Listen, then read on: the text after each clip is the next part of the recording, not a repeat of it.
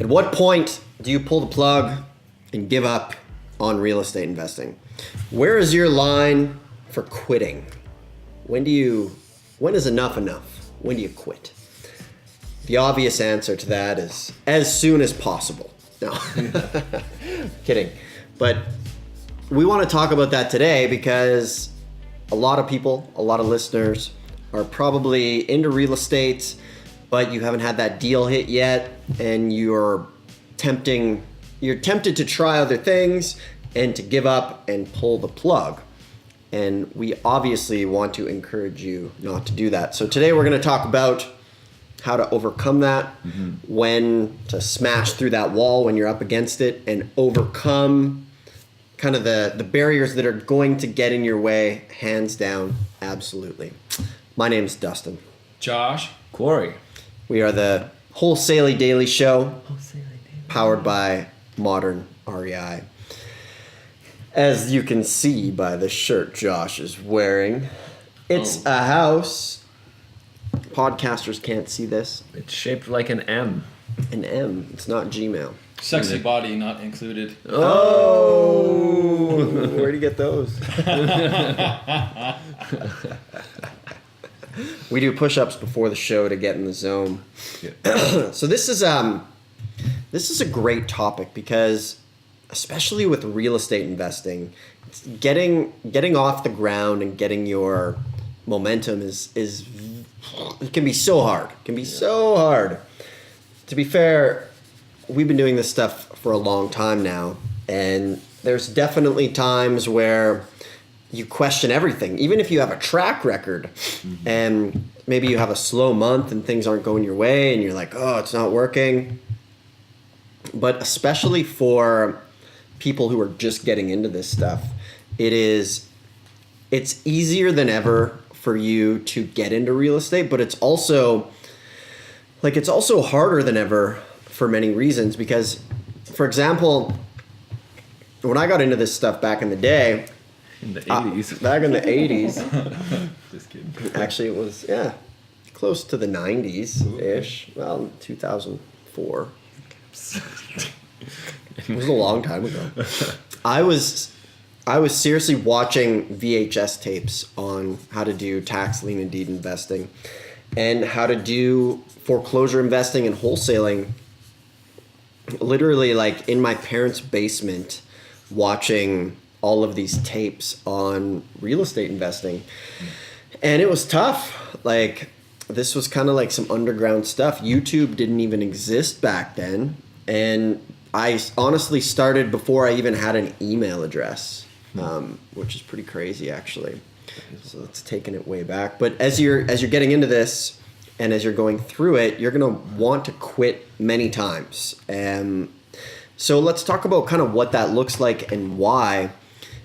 What I love about real estate investing versus other types of business is it's very black and white. Once you learn how to do comps on properties and pull aftermarket values and figure out what properties are worth,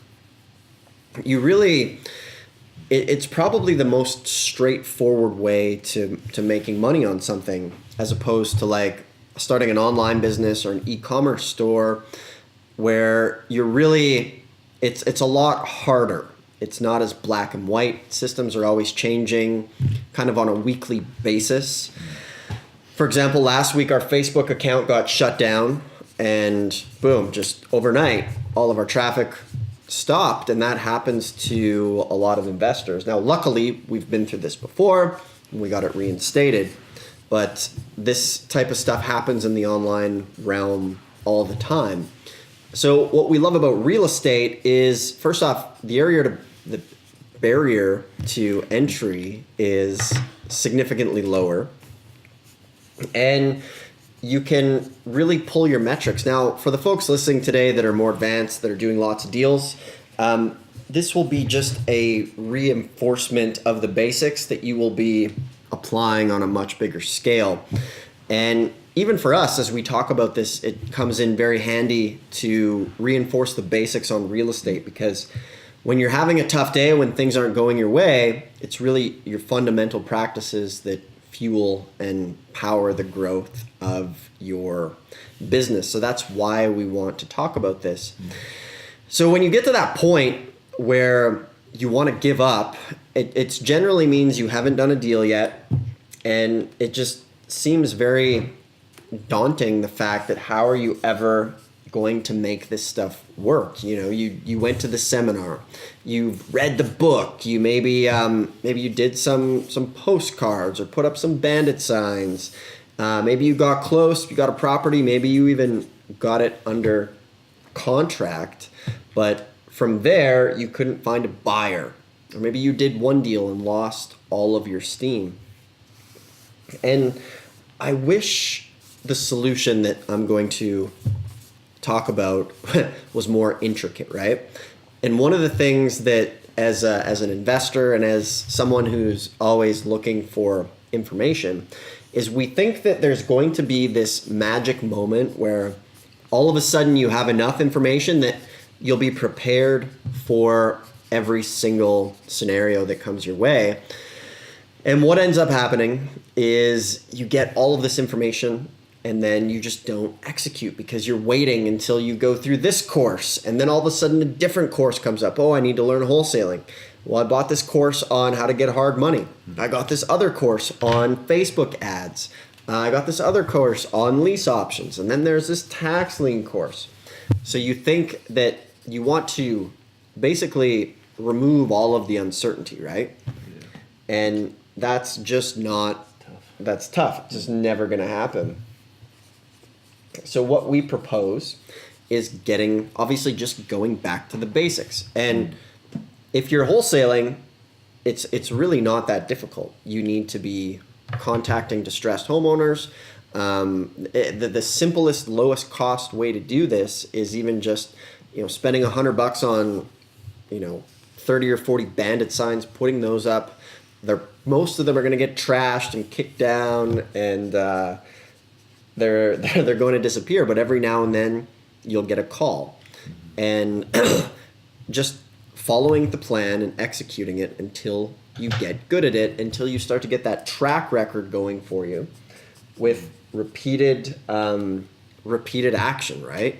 It's like anything you've ever done that's second nature, like driving a car or playing a sport, or especially like playing an instrument. It sucks so much in the beginning. And if you haven't done a deal yet, it means you're just still in the part that sucks.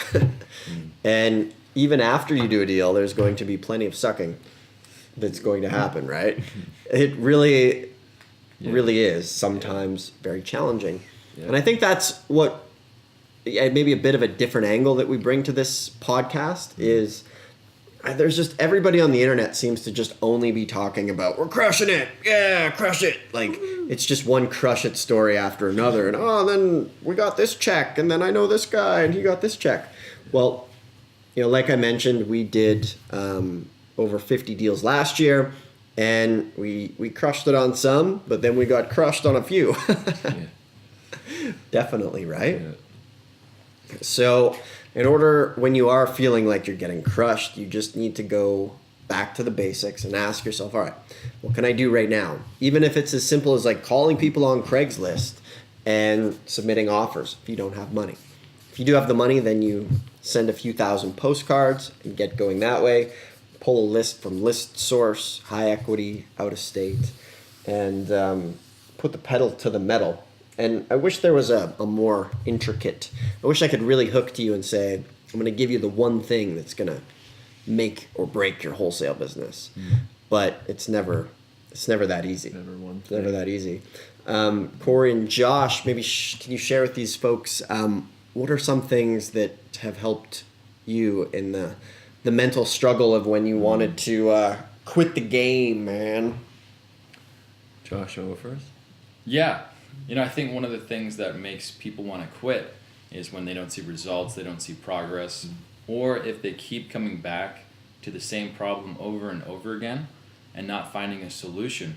And I think that's when futility sets in, And today I had a little bit of a breakthrough with getting some more clarity on the system. I was talking to an inspector today, and he was providing a lot of insight, and I got to have a great conversation with him. And something that's been challenging in the past has been the contractors, the rehabbers, and then it's really easy to feel like question everything and then think, am I doing this wrong? Do I just need to burn this to the ground, find something else to do? And it's like these small tweaks are what kind of keeps it moving forward and then makes it manageable and easier and better. I think about how it was being run, 8 months ago. And if I kept at that pace, it would have just demolished me or defeated me. And so then making those changes, making those tweaks, but then at the same time, it's like what got me there, the same kind of thinking isn't going to get me out of it. And I think a lot of times people won't change their thinking. And so what got them in that position, they'll still use that same kind of thinking to get out of it and then just repeat it in this circular loop, this feedback loop that will then just drive you crazy.